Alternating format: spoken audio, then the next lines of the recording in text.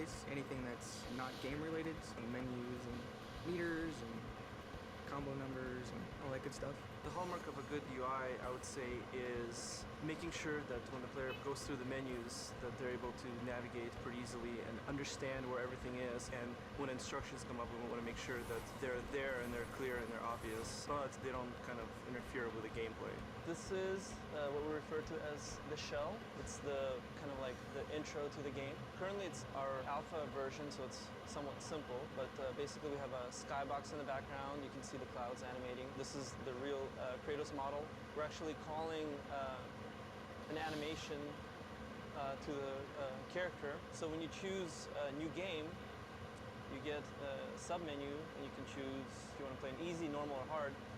Very hard is locked out in the beginning. So you can see that when I choose a game, you'll see like the camera pan into Kratos' face and then a video starts up. So all of that has to be hand-coded. So this is the basis of the Pandora's box, the menu system that we have in-game. So it's a full 3D model, and then I get that into the UI and do everything that needs to be done to make it work. So tag it with all the tags it needs, text elements, things like that. So all these kind of proxy quads we have in here are a line of text that shows up in the game. We pretty much start off on this demon face side, and we zoom up real close to frame it so that it's kind of more 2D looking. This would be the power-up menu. So you go to this menu and you upgrade your weapons, and you're able to kind of zoom into the models and rotate them around. At least that's what we're hoping. So we'll make it for alpha, but we're gonna shoot for beta. You can swap between menus by hitting R1 and L1, and that rotates the camera around the box to another side, and then we frame another side of the box and put information for like the items menu. So this is the items menu. Top of the box is the status screen, so that's how many kills you have and all that good stuff. And then we push through into the box to get to the moves list. And then it goes in kind of like this cycle, so you can cycle through all of these menus in order. So pretty much what you're seeing here is the Pandora's box, and then from here you go, you swap to other screens, and we have all these kind of cool little animations going on. Eventually inside of these screens there'll be much more ancillary animations and things going on. This time around, for God of War 3 anyways, we completely switched our system up. This time it's all 3D, the same shaders that we put on game objects we use in the UI. So it opens up a whole new avenue of what we can do. It also opens up a whole new set of problems. So most definitely. Some of the problems we ran into creating the shell is using the character animation system that we have developed to animate the parts of the shell, specifically the menus. Surprisingly enough, it doesn't work that well. It works well for characters, but not well for the stuff that we need to do. So we had to add a lot of new tech to the system in order to get it working. Richard's pretty new to the UI. I mean, Richard's been here for a while at the studio, but he's just recently started helping me with the UI stuff, and so having him as a second set of eyes for this whole system has been really helpful. And he's a really technical guy, so has a good rapport with coders, so he can get more done than I can sometimes. Yeah, it's funny because Corey will go down there and he'll ask them to do something, and they're like, no, and then no, I'm just kidding.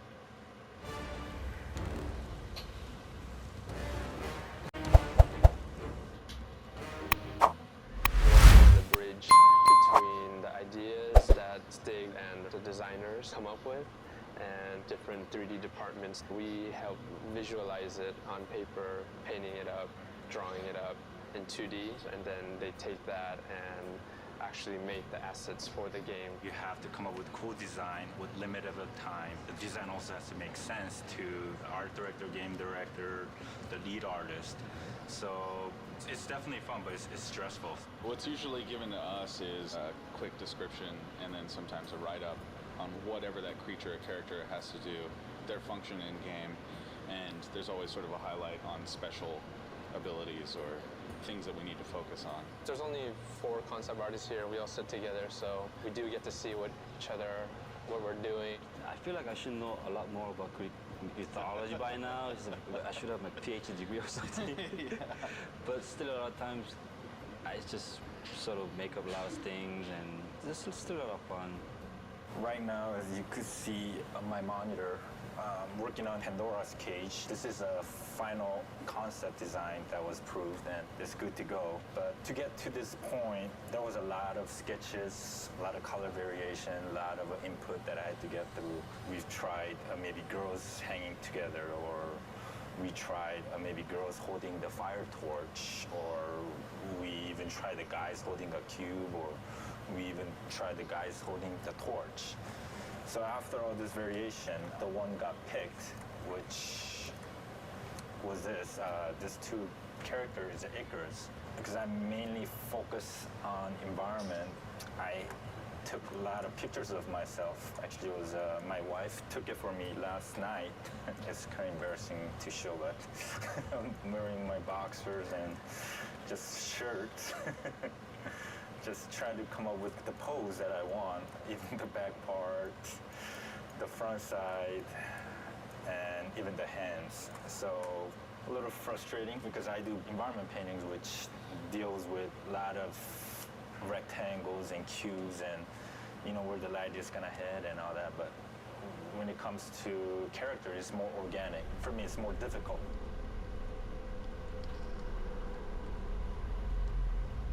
It's palace for the gods. These are the basic thumbnails I showed to director. Then from here, we start to bring in all these location elements where each portion of the buildings are representing different levels. It's not just figuring out the entire look of the place. I also have to figure out how each sections are connected. The actual elevation of the location and how it's connected has to be pretty accurate. Every time I do a second pass on the concept, it raises so many questions again. Feedbacks means change, and after that it raises different questions, and another meeting, and feedback again, and changes. So it started with a very ambitious and very inspired task, and then slowly became a big headache.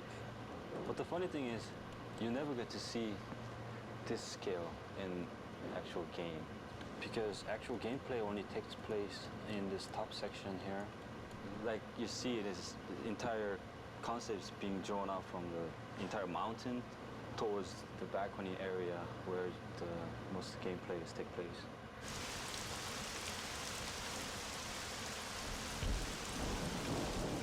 One of my most favorite tasks was to create Aphrodite, the goddess of love. My chore, as it were, was to create the most beautiful woman that ever existed in Greek mythology. Here I've got some initial sketches. There's a lot of Greek art that involves, sort of the bare breast and things like that. So we were trying to come up with a way of framing these really feminine aspects of this character without being just vulgar. I originally had her hair always bound up, very Greek-like, but they really wanted it hanging down. This is the final three-quarter view of Aphrodite. As you can see, some of the stuff that I had originally concepted in the other pieces did stay. One of the mandates for the character was that she have a girdle made by Hephaestus. Some of the backstory is that Aphrodite was given as a wife to Hephaestus by Zeus. In original Greek mythology, she cheats on Hephaestus by bedding down with Ares, the god of war, the original god of war. He punishes her by catching her in a trap with Ares and sort of parades the two of them in front of the other gods to shame them. And she was ashamed. She's a naughty girl.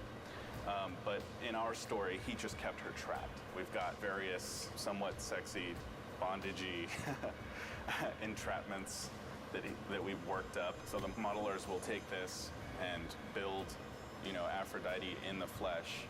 And I must say, I'm really looking forward to see what they do with it. Do you know how long it's been since a real man has come into my chambers? Those bridges outside are nearly destroyed.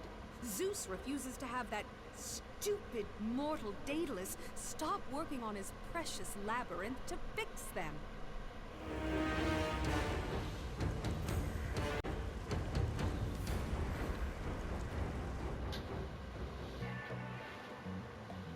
I'm Max Ankar, the senior effects artist, and working on God of War 3. This is my new helper or friend.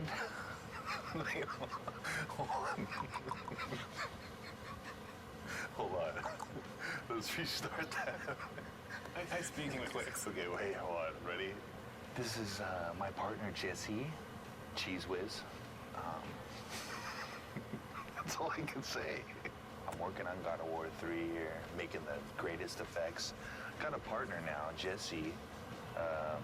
He's awesome. It's gonna be great having some help on God of War 3. And yeah, cool.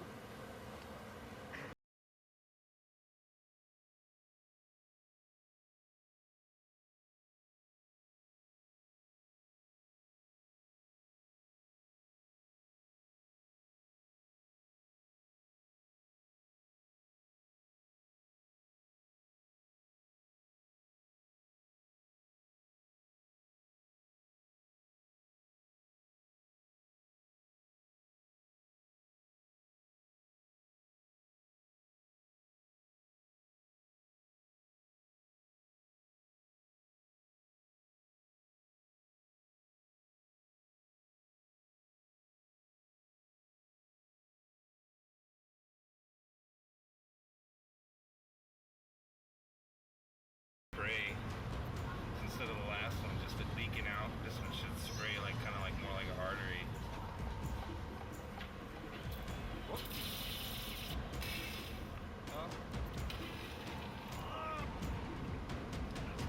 Oh, that's pretty great. And what we found out, the simplest one was just like kind of like a water bottle filled up with movie blood. That kind of gave them almost best squirting effect out of all the blood. I think we got some good blood today. I know my partner here, Jesse, sacrificed a lot to help out. He donated the blood for us. And I'm really glad we had Jesse here to help us out. He's sweet. Yeah, Jesse's really sorry. Jesse, watch out, okay? Thank you. We used a couple little parts of the blood here. This is the film blood. You got a series of images that you rendered out. You put those on the polygonal cards, and that's what you're throwing out of the particle system, basically, or splatting on the ground. That's kind of what's going around in the game, is the little blood splatters when Kratos gets hit or enemies get hit.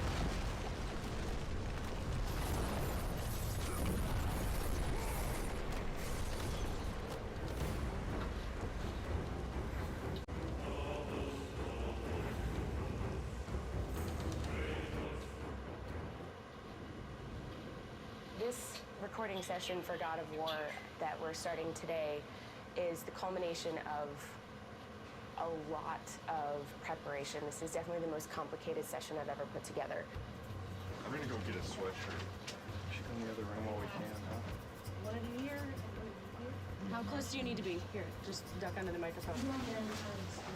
We need to take a couple minutes to readjust where things are. I'm a little nervous about this session, just the number of variables. We've got a lot going on. 2 actors at a time. We've got a lot of people going to be at the session. We've got facial capture, we've got teleprompters, we've got all kinds of stuff. It's a new studio.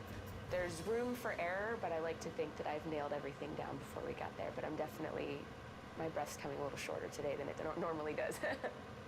We are moments away. What was it, Kratos? All I remember is what I have lost. That is why you should give me the power. I understand its true meaning. And my character, I like to think of her as she thinks she's doing something good, but in reality, she's trying to take over the world. Kratos, she is the key to our revenge. I trust you to do the right thing, Kratos. You shouldn't. Kratos, I found out, is a piece of me that I kind of didn't know existed. It's kind of a dark side that it really is fun getting a chance to explore. I delivered your revenge on Zeus. My vengeance ends now. I owe you nothing!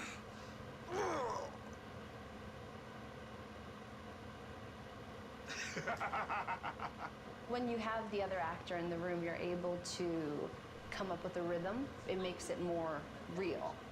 I really, really like it. It gives you a chance to play off of what the other person is doing as opposed to doing it by yourself. We're getting so much from this performance that we wouldn't normally get. I'm totally stoked about it right now. You owe me this, Kratos! I owe you nothing! Bravo! That's perfect. Awesome. That was it. That was it. I knew you'd come back. I've never worked with the prompters And it's really freeing for the actor because, you know, you're looking straight ahead instead of always, you know, face down in the page, and it's really a cool experience. Find the labyrinth! Ah! Ah! Please! Help! Kratos! One of my favorite things to do is scream. I really, I don't know why. Maybe, no, I don't know why. I saw Zeus torture my father.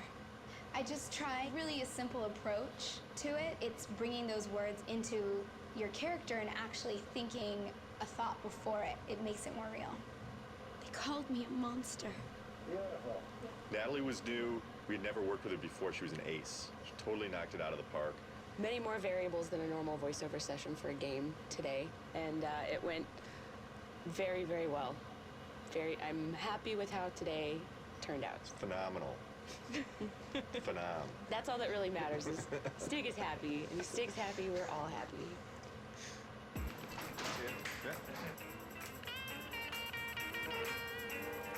Who is Hercules? Well, it was me for 7 years on TV, so this is a whole different look. I didn't quite have that look. I had kind of more gear on, and I didn't weigh, you know, 4,000 pounds. This guy's like about 12 feet tall. They called them labors. Ha! There you go. That was good. That was really good. Yeah. Kevin Sorbo was obviously an easy choice because he's Hercules, but not necessarily in terms of the way that he's played Hercules in the past, a little bit of a departure. Can we get, but this kind of brother, more seething? But this time, brother, this time I will destroy you. That's good. In this game, he's a much darker brute. He's not the brightest light bulb out there, but at the same time, when it comes to war, he's brilliant. The direction is more pissed. Okay. As pissed as you can get. The most valuable I can be is to take what the creator of the game has been imagining and seeing on paper for a long time, and bringing it to life with the voice, and trying to find different ways to get to actors to achieve what he wants to do.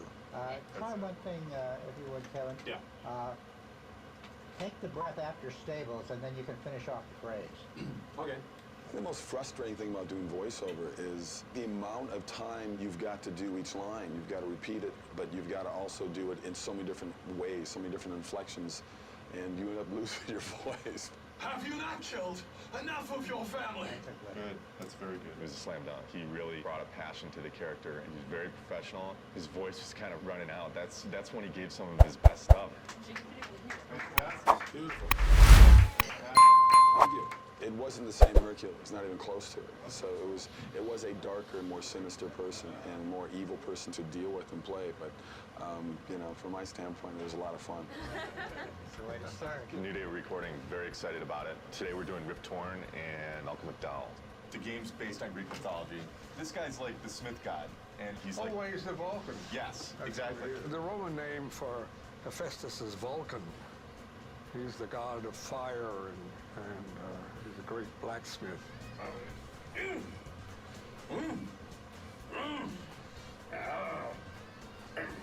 The greatest thing you have on stage is the other actor.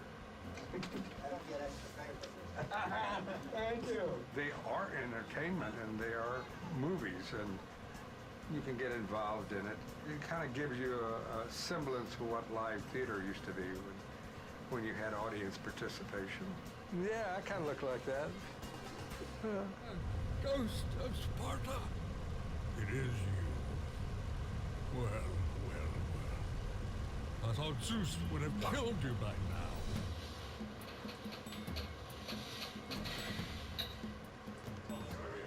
Davis. Oh, and what is he? He's the inventor. He also created the labyrinth. Labyrinth? And where is the golf course? It's really cool. Eat lunch with Malcolm McDowell. You can't beat that.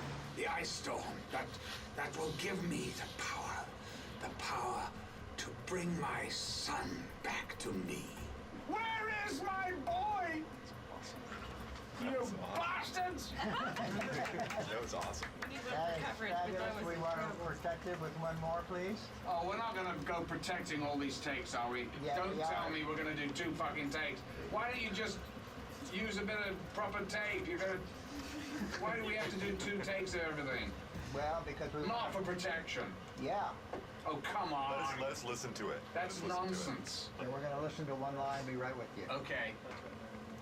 You don't mind, right? Because it's really, if I'm in a jag and it's going, it's going. I hear you.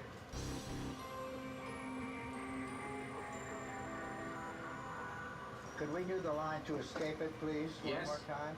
Tell me what you need. The word catalyst had a little bit of a squirtle to it. Okay? Okay? When you're ready? Okay. To escape it, we must assemble it. Actors are so varied and so different in the way they work, and to find what that key in there is and unlock that door with them and then be able to play is really a challenge and a kick at the same time. He said that if I took the liquid fire and the sling, oh my boy, oh my child. You know, I actually like that. That's different than what we thought. Terrific, thank you. I like it. Vengeance on the king of gods. You'll need an army of gods. And weapons. Of course, weapons. I could build. I could use the fire of Hades. Wait, please. Please, Wayne, free me. Free me from my torture. Good. We're good. Thank you, Spot. Thanks, Spartan. I say, thanks so much. Cheers, I say squatter. We're not used to people coming in here and nailing it so, like, basically knocking it out of the park like this. So Oh, really? we had more time, so. Well, no, okay. Well, listen, I just thought, oh my God, I thought I had reams and reams and I had to do everything twice. It was like, oh my God, if you've got it, you've got it, right? Right. Yeah, we got some great stuff. Great. It's fantastic. Terrific. Good, thank you. My pleasure. To work with Malcolm McDowell and Rip Torn in the same day. Yeah. It was a pretty wild experience. Yeah. And it's fascinating to me, too, the different acting styles, because Malcolm McDowell is very much the Royal Shakespeare Company, and it comes in, you know, word for word like that. And Rip Torn is more of the old actor's studio, and he's a little bit up and down and nowhere, but out of that comes a gold of its own kind. There's an extra level of dimension and texture that we got to them that's just through the fact that they're fucking good actors. Now that we've gotten the recording part of it down, my stress level has decreased a great deal. Now you can have a glass of wine. Now I can have a glass of wine. You are the reason I live in torment. He told me he would kill you. He can't. Perhaps he did allow me to kill the Nemean lion, but he made your name known amongst the people. A fierce warrior, a killer made a hero, a man made a god. But you, what have you done with my child? My boy, where is my boy? Your son is dead, Davis. Boy, my child, no. No!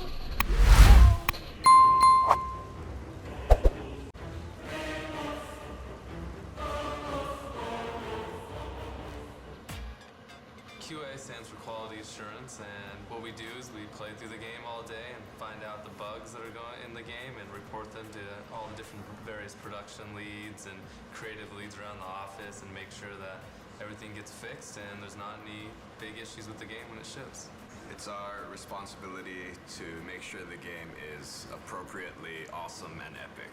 If there is a big problem area, well, one of us will just like play that area all day long, every day, do everything you can imagine that could break the game, kind of get in the mind of what people playing for the first time, because we play it every single day. Try to do everything possible in that area with every item, every spell, and make sure it's all working and none of that's crashing the game. So this is the kind of stuff we test on before art even gets in. As you see, it's just kind of like some sheets, some blocks. You don't really see a lot. It's a pretty basic level. So you might see a level go from something like this, when it actually gets its art in, it looks a lot different. The spikes look a lot better, the walls have much more designs, you have the wood in the background, and it goes from designer sheet to something more pretty like this. And this tells you what level we're currently in. The red one is the one you're in, the blue one is the one that you're going to, the one that's loading in, and the white one is the one that you came from. It's very easy when you're writing up a bug to tell them which area it's happening in. These say any AI that are loaded in, so if any of those are loading in and out, we can tell which one's causing problems or causing the game to crash. Over here you have your coordinates, which is just where you are on X, Y, Z axis. It's useful for the artists because they can just type it in, and if we say there's no collision, there's a tree that Kratos is walking through. They don't really play the game very much, the artists, because they're constantly doing art.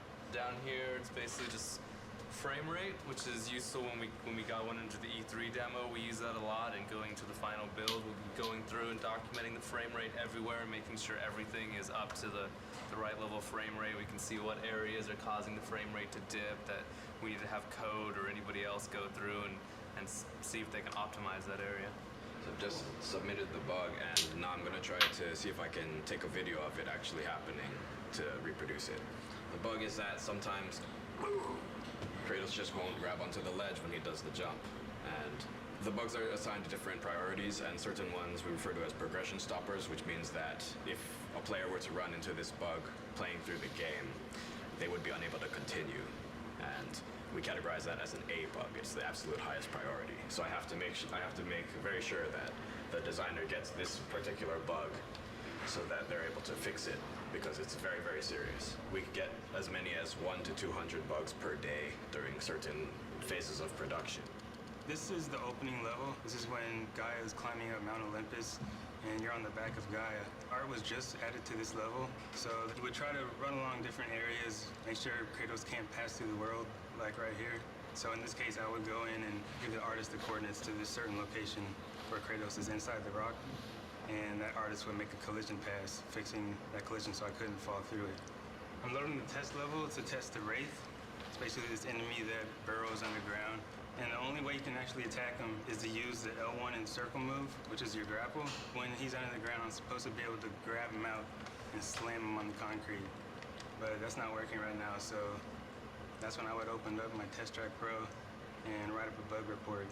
It's our job to play the game over and over and over again. So after you play a certain section a certain amount of times, it gets a little repetitive, but that just comes along with the duties of being in the QA. It certainly takes some of the romance out of it, but it's a real pleasure being able to see the game evolve day by day, step by step, asset by asset as they are implemented. It's very exciting.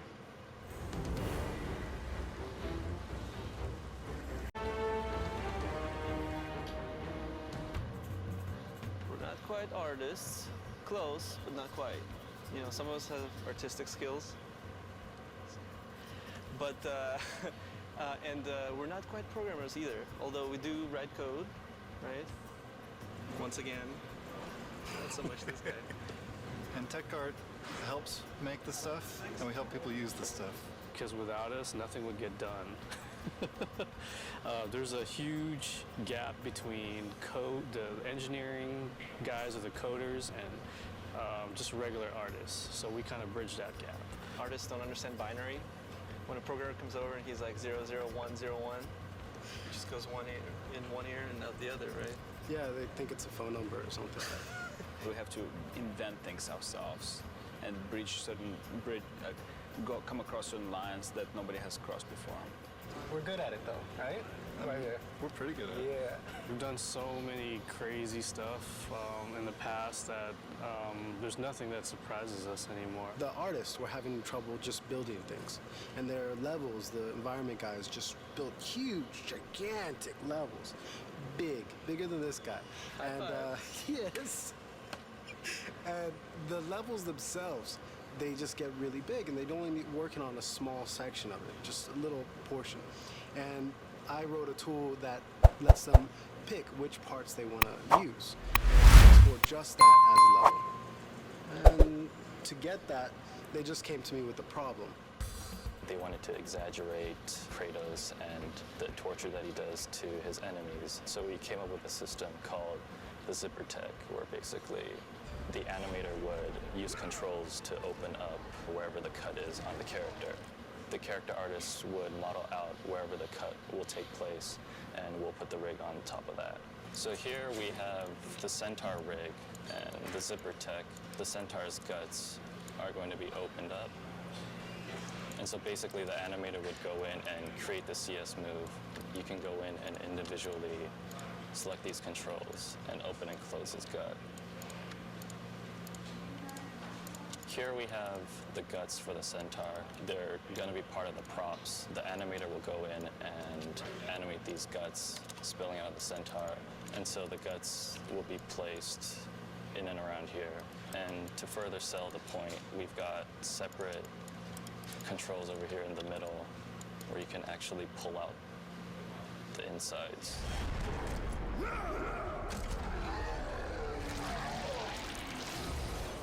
From God of War 2 to God of War 3, we've used dynamic simulation more and more to do more secondary animations on the characters, whereas before on the previous games, the hair would be stiff or the cloth would be stiff. They would be kind of modeled into the creatures. Now we're actually adding motion to those pieces, so you will see hair kind of moving, you'll see cloth kind of moving. Towards the end of the previous game, I, in collaboration with Jason Minters, had created this dynamic system that uses the Maya hair system to drive a series of joints. So as you can see, each of the snakes on her head are independently moving. The animator did not have to individually pose all of these animations, but they have control over the physics so that they can get it to get into a pose that they want, but still when the character moves around, you'll see how the snakes will flow backwards when she goes forwards. It responds to movement, so it improves a lot of the workflow for the animators. It's pretty rewarding to see as characters go from our department through the rest of the pipeline and then come back and actually see it in the game.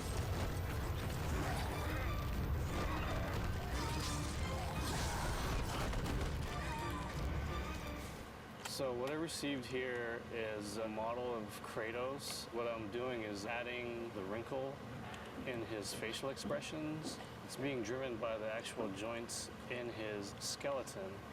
So as you can see, as I lower the joints, his wrinkles go away, and just like a real human, as the joints move up, the wrinkles start to show up on his face. That's some of the new technology that we're putting into the characters and Kratos.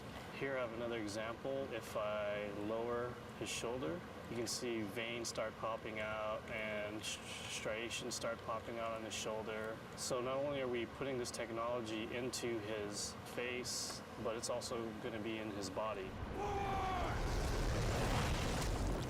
In the beginning, Yuri kind of got a little freaked out when he got the project because, it was one of those things where it was like, okay, you need to work on this thing, this crazy tail rig that will do everything that we need to get done in this game. There's 4 of us on the team, and we all kind of took a stab at it. And, it was kind of an iterative thing, but Yuri definitely solved the problem. What we see here is the battle between Kratos and Medusa, and Medusa tries to constrict Kratos. The idea that we can do dependent and independent motions. You can rotate one section at a time. I can move one control at a time. So now, for example, here, I'm affecting this part of the rig, and I'm also affecting controls that are right next to it. Things are stretching, and things stay in place or not. I think the key to it is that it's, for an animator, it's very easy to use. We can use it on many types of different creatures, tails, ropes, hair. In God of War 2, there was a creature Kraken, and that thing had huge tentacles. And Matty, he was lead animator and game lead animator back then. He animated it, and he complained a lot. And after he saw this rig, and after he saw what guys were doing with Medusa, every time I walk by him, he just thanks me for making this thing.